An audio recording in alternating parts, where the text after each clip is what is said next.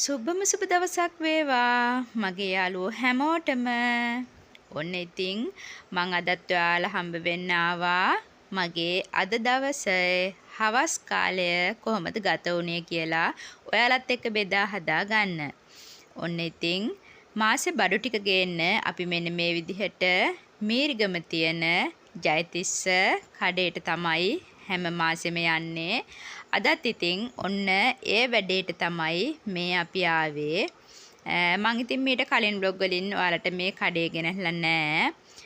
අද ඇත්තටම කියනවා නම් මං ඉතින් මෙහෙම මේ පොදු ස්ථානවල සෙනග ගැවතන තැන්වල වීඩියෝ ගන්න වැඩිය කැමැත්තක් නැහැ.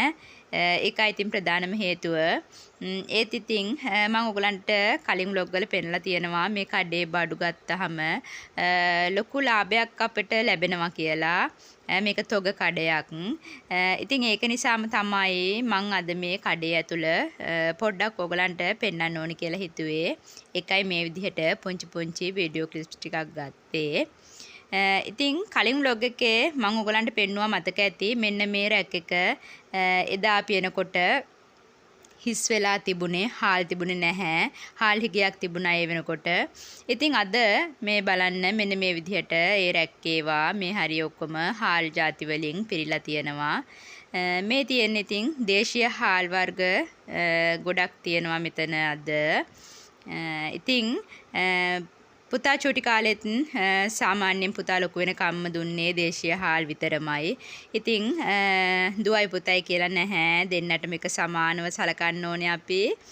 ඉතින් දුවටත් ඔන්න විදිහට පෝෂණය ගැන හිතලා අපි දේශීය හාල්ම තමයි ගන්නෙ. ඔන්න ඔය විදිහට ඉතින් එතනින් හාල් වර්ග කීපයකුත් අපිට අවශ්‍යතා අනුව තෝරගෙන ඔය විදිහට ඉතින් ෂොප් එක තට්ටු දෙකකින් සමන්විත ෂොප් එකක්.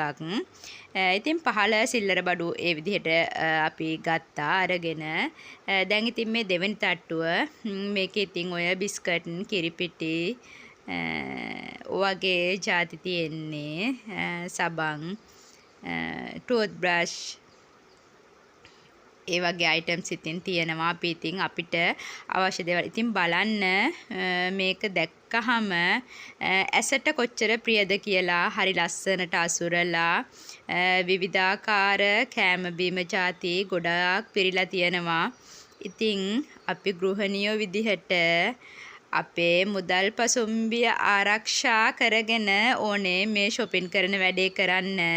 ගොඩාක්ම කල්පනාකාරී වෙන්න ඕනේ. ඉතින් ඔය පේනවනේ කාන්තාවන් විදිහට අපේ ඇස් පිනවන අපි ආස කරන ಜಾති බොහොම අපූර්වට ලස්සනට අසුරලා තියෙනවා අපේ දැස්මානයේම. ඉතින් අපි හොඳට කල්පනාකාරී වෙන්න ඕනේ මේ shopping කරන වැඩේදී. ඔය පේනවනේ ඉතින් මම ඒකමයි ඔයාලට මෙන්න මේ විදිහට මේ පුංචි වීඩියෝ ක්ලිප්ස් ටික ගත්තේ. ඉතින් අපි ඇත්තටම ගෘහණියක් විදිහට ගොඩාක් අපි ලබන ආදායම ස්වාමි පුරුෂයා විතරක් වෙන්න පුළුවන්. ගෙදරට මුදල් ආදායම් මාර්ගයක් විදිහට ස්වාමි පුරුෂයාගේ රැකියාවෙන් පමණක් වෙන්න පුළුවන් අපිට මුදල් ලැබෙන්නේ. ඉතින් මේ මුදල් ලැබෙන අපිට ආදායම් ලැබෙන ක්‍රමය දෛනික වෙන්න පුළුවන්, මාසික වෙන්න පුළුවන්. විවිධාකාර විදිහට අපිට මුදල් ලැබෙනවා වෙන්න පුළුවන්. ඉතින් අපිට මොනෑම් ආකාරයට මුදල් ලැබුණත් අපි මේ මුදල් බොහොම කල්පනාකාරීව අර පිරිමැස්මෙන් යුතුව වියදම් කරන්න ඕනේ. ඉතින් අපි වියදම් කරනවා වගේම කෑම බීමට වියදම් කරනවා වගේම පිනට දහමට වියදම් කරන්නත් ඕනේ. ඒ වගේම අපි හදිස්සියකදී ගන්න අත ඉතිරිය කීයක් හරි ඉතුරු කරගන්නත් පුරුදු වෙන්න ඕනේ. ගෘහණියක් විදිහට අනිවාර්යෙන්ම සිද්ධ වෙන්න ඕන දේවල් ඉතින් ඒ අපේ අතින්. ඔන්න ඊට පස්සේ අපි එදා ගෙදර එනකොට රාත්‍රී 9යි. ඉතින් මෙන්න මේ ටික මට පෙන්වන්න හිතුණා. හරි සුවඳයි මේ මල. මම මීට කලින් දැකලා තිබුණේ නැහැ. අපේ අම්මට යාළුවෙක් දීලා අම්මා පැල කරගෙන තියෙනවා මේ මල වැල් జాතියක්. වැල් జాතියක් වැලක හැදෙන මලක්. හරිම සුවඳයි. අපේ අම්මට ඉතින් ඉස්සරලාම ඔය මල් පිපුණාම අම්මා මටත් මල් තුනකුත් එවලා ඒකෙන් මෙන්න මේ විදිහට කරලකුත් මට දුන්නා මටත් හදාගන්න කියලා. ඉතින් අම්මා දන්නවනේ මටත් මේ පිස්සුව තියෙනවයි කියලා මේ මල් පිස්සුව. ඉතින් මල් පිටවන එක ඔන්න බලන්න. ඉතින් ඒ කරලේ මෙන්න මේ විදිහට සුදු පාට එකම එක ඇටයයි තිබුණේ. ඔය බලන්නකො. ඉතින් ඇත්තටම මං මෙච්චර කාලයකට මේ මල දැකලා තිබුණේ නෑ කොහෙදිවත්. මේ විදිහේ මේ ඇටේ දැකලා තිබුණෙත් නැහැ. මේ මල්ලේ බීජය මේක. ඉතින් ඒක දැකලා තිබුණෙත් නැහැ. ඉතින් ඔයාලා මාව බලන් ඉන්න මගේ යාළුවෝ කවුරු හරි මේ මල් జాතියේ නම දන්නවා නම් මට කමෙන්ට් එකක් දාන්න යන්න. ඇත්තටම මම මීට කලින් දැකලා හදලා නැති නිසා මම නම දන්නෙත් නැහැ. දැන් ඉතින් මගේ තවත් ලොකු ආසාවක් තමයි මෙන්න මේ බීජය කොහොම හරි පැල කරගන්න එක. ඉතින් මේ බීජය පැල කරගෙන ඉතින් හරි සුවඳයි මේ මල. ඒකට තමයි ගොඩක්ම මං ආස. මල හරි ලොකුයි, ලස්සනයි, සුවඳයි. ඉතින් ඔන්න ඔය විදිහට ඉතින් shopping ගියාම උනාට මගේ ළඟ නැති මෙන්න මේ මල් ಜಾති දෙක මං ඉතින් මගින් තමයි අරන් ආවේ. පාරේ තිබිලා තමයි. ඉතින් අපි ඉතින් අවට පිටාවේ වටා පිටාවේ ඔයගේ ඉතින් තියෙනවා. ඇත්තටම කිසිම තැනක හානියක් නොවෙන්න තමයි මං ඔය මල්ලත්ත කඩාගෙන ආවේ. ඉතින් ඔන්න රාත්‍රිය කියලා බැලුවේ නෑ මල්ලත්ත. ඔන්න ඔය විදිහට වතුරේ දාගත්තා.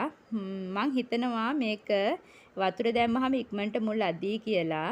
මං එහෙම හිතලා තමයි ඉතින් මේක මේ විදිහට වතුරේ දාගත්තේ. මේක මල් පිපෙන ගහක් නෙමෙයි. මේ ලස්සන පත්‍ර තමයි මේකේ තියෙන්නේ. ඉතින් මං ආසාවෙන් ඔන්න ඔය විදිහට හිටවන්න බලාපොරොත්තු වෙමින් ඉන්නවා ඒකත්.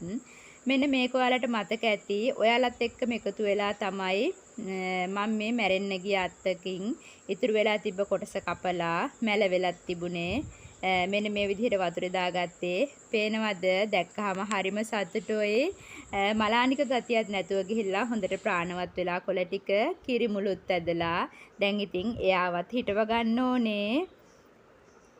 ඉතින් අද දවසේ ගෙනාව බඩු ටික නම් අස් කරන්න බෑ. දැන් රාත්‍රී 9ත් පහු වෙලා. ඉතින් ෆ්‍රිජ් එකට දාන බඩු වලින් මං ගෙනාවේ දූට ඕන කරන මේ අන්සෝල්ට් බටර් දෙකයි මේ නෝමල් බටර් එකයි තමයි. ඒක නිසා ඒ තුන ඔන්න ඔය විදිහට අරගෙන මම ෆ්‍රිජ් එකට දාගන්නවා. ඒ ඇරෙන්න එළවලු ටික බෑග් එකකින් අරගෙන මේ විදිහට වට්ටිය අසුරගත්තා. වෙන නම් මුකුත්ම කරන්නේ නැහැ අද දවසේ. මේ රාත්‍රී කාලයේ මේක අස් කරන්න ගියොත් අද මහන්සි වැඩි. මට වගේ වැඩේ පිළිවෙලට කරගන්න බැරි වෙනවා.